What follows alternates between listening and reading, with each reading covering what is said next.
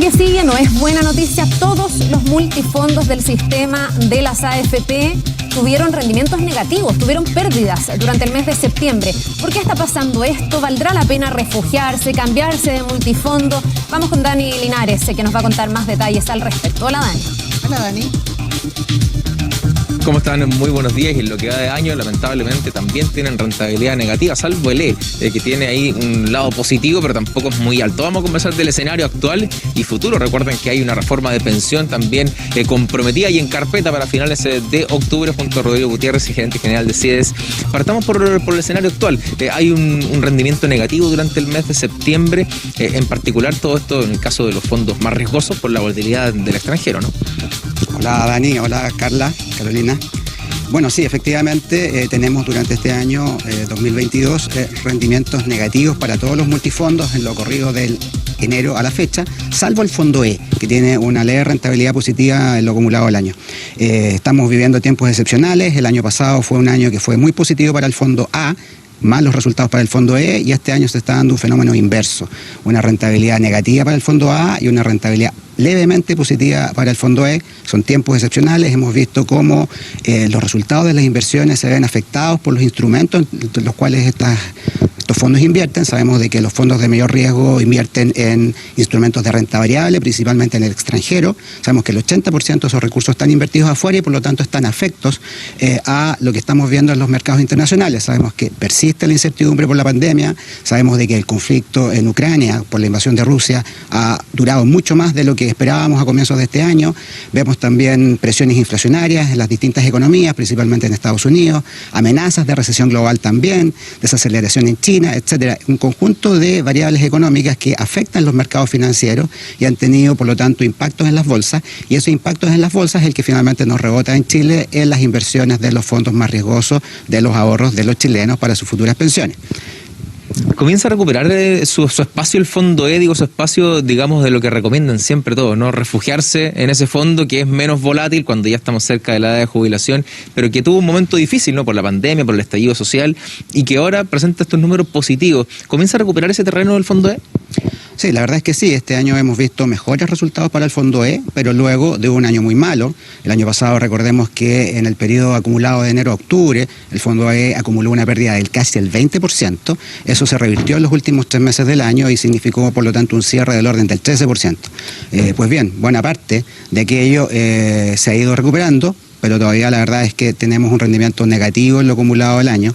Y bueno, en general los fondos más conservadores, la recomendación, ¿verdad?, es para aquellas personas que se aproximan a la jubilación porque se supone que son más estables, pero hemos visto que desde el estallido social y desde los tiempos de la pandemia del 2020 han estado expuestos a situaciones muy excepcionales que los han llevado también a pérdidas muy excepcionales, producto de alzas en las tasas de interés, aumentos en los riesgos del país. Particularmente sabemos de que este fondo está invertido principalmente en instrumentos de renta fija en Chile. El 90% está invertido en Chile. Bueno, ya sabemos todos los chilenos cómo ha estado la economía en este último tiempo. Rodrigo, vamos al estudio. Carla ahí tiene una consulta. Sí, Dani, quiero preguntar precisamente por ese fondo que es el más conservador y donde están las personas que están a punto de jubilarse y donde muchas veces te dicen, pucha, pero es que me dicen que me vaya al más conservador, que si bien está mostrando un mejor desempeño que los otros, igual está teniendo pérdida. Entonces, cuando estoy justo a punto de jubilarme, el daño es mucho mayor.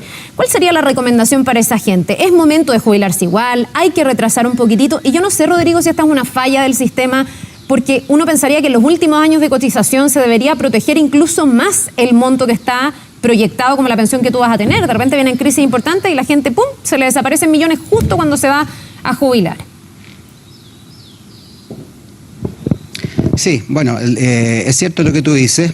Bueno, lo primero que habría que decir es que en términos estadísticos, la evidencia histórica, la evidencia empírica, demuestra que todos los fondos o los multifondos tienen rentabilidades positivas en el largo plazo. Es decir, tienen rentabilidades promedio anuales que son positivas. El fondo de mayor riesgo, el fondo A, tiene una rentabilidad promedio de casi el 6%, y el fondo E una rentabilidad promedio anual en torno al 3%.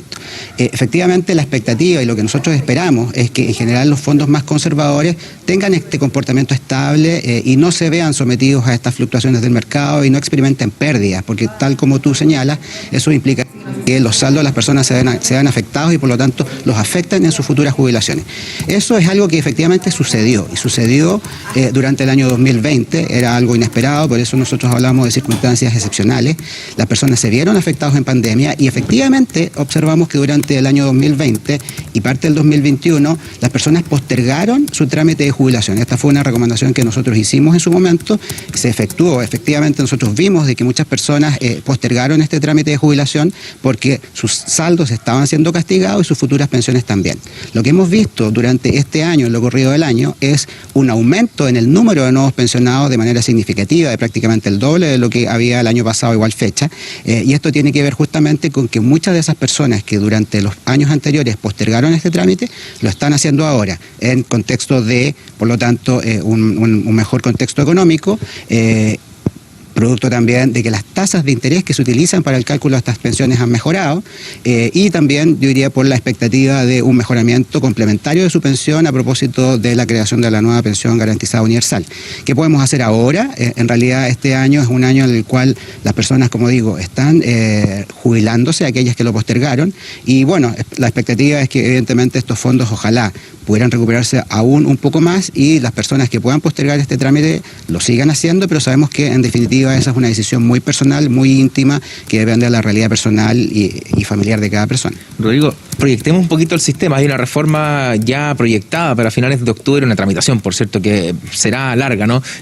Raquillo, ¿queda corto quizás la propuesta en esto de aumento de la capitalización? Hoy día capitalizamos por el 10, ahora es el 6, pero ese 6 va hoy día a un fondo común. ¿Qué tal esa distribución y cómo va a aportar esto también a las futuras pensiones?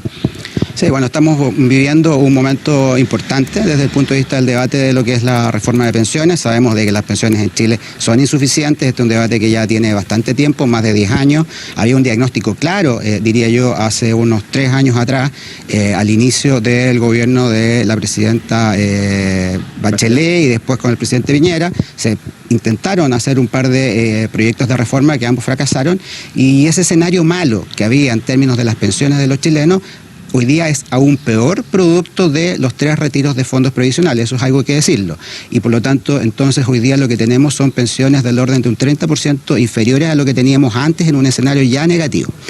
En este contexto, hoy, luego de haberse rechazado el proyecto de quinto retiro en el mes de marzo y la voluntad del gobierno de darle prioridad a esta reforma de pensiones, recordemos que el presidente dijo hace comienzos de su gobierno de que el éxito o fracaso dependía, entre otras cosas, de esta reforma, y hoy, posterior al resultado del plebiscito, con el triunfo del rechazo, esta reforma que había sido anunciada para el mes de agosto, hoy día se está anunciando ahora, luego para fines del mes de octubre, y bueno, y la verdad es que es difícil pronunciarse porque no conocemos los detalles de esta reforma. Sabemos de que el gobierno está iniciando un trabajo prelegislativo. El ministro de Hacienda dijo hace un par de días atrás que para entender la reforma había que comprenderla completa. Pues bien, la verdad es que no la conocemos completa, sabemos de que hay algunos trascendidos, pero lo que sí nos queda claro a partir de esos trascendidos es que esta no es la reforma que había propuesto la candidatura de Boric durante la campaña. Es una reforma que, diría yo, recoge bastante mejor las preferencias de los chilenos. Habría un mantenimiento del pilar de capitalización individual en torno al 10%, y también habría la incorporación de un componente colectivo, solidario de pensiones con cargo al empleador de un 6%. Es a partir de este componente que el gobierno plantea incorporar un efecto de solidaridad, tanto intra como intergeneracional, y esperaríamos entonces que ello conlleve, junto con el mejoramiento de la PGU que está pendiente, poder mejorar en algo las pensiones de los chilenos. Sin embargo, como digo, esto está por verse, importa conocer muy bien los detalles, porque esta es una reforma que es compleja, y todo esto en un contexto, como digo, en el cual la economía en su conjunto, a nivel global y a nivel local, está viviendo tiempos difíciles.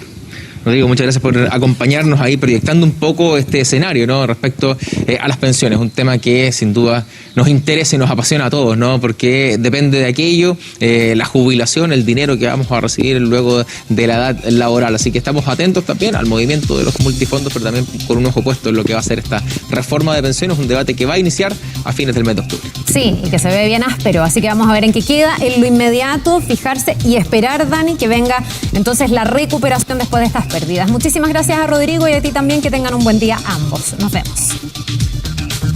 Nos vemos.